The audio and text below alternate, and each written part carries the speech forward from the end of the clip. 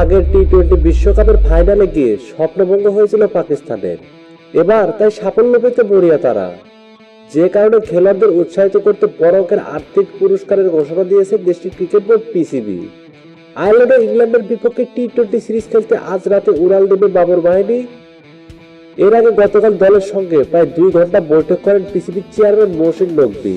এরপরে বোর্ডের পক্ষ থেকে জানানো হয়, আসন্ন টি-20 বিশ্বকাপ জিতলে পাকিস্তান দলের প্রত্যেক সদস্যকে পুরস্কার হিসেবে দেওয়া হবে $1,00,000, যা বাংলাদেশের মুদ্রায় 1 কোটি টাকারও বেশি।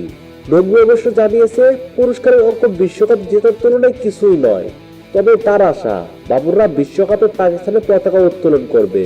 বৈঠকে পিসিবির চেয়ারম্যান বাবরদের উদ্দেশ্যে বলেছেন, কাউকে পরোয়া করার দরকার নেই, শুধু একটি দল হিসেবে খেলতে পারলে এবং আল্লাহ তাআলা চাইলে সাফল্য আসবেই।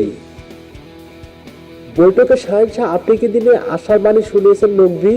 এবারে আসলে দারুণ কিছু করে দেখাবে দলের এই বাঁহাতি পেসার, এমন আশা দলের বাকি সদস্যদেরও। খেলোয়াড়দের সঙ্গে সাক্ষাতের সময় কয়েকজনকে মাইল ফলক অর্জনের স্বাক্ষর হিসেবে বিশেষ শার্ট উপহার দিয়েছে পিসিবি চেয়ারম্যান। এর মধ্যে টি-20তে 3000 রান পূর্ণ করা wicket keeper batter Mohammad Rizwan এবং 100তম টি-20 উইকেট পাওয়া নাসিম শাহকে দেওয়া হয়েছে বিশেষ শার্ট। আগামী 2 জুন পর্দা উঠবে 2024 টি-20 বিশ্বকাপের। তবে পাকিস্তানের বিশ্বকাপ শুরু হবে 6 জুন, সহআয়োজক যুক্তরাষ্ট্রের বিপক্ষে ম্যাচ দিয়ে। তাদের সঙ্গে একই গ্রুপে রয়েছে তাদের চির প্রতিদ্বন্দ্বী ভারত, কানাডা এবং আয়ারল্যান্ড।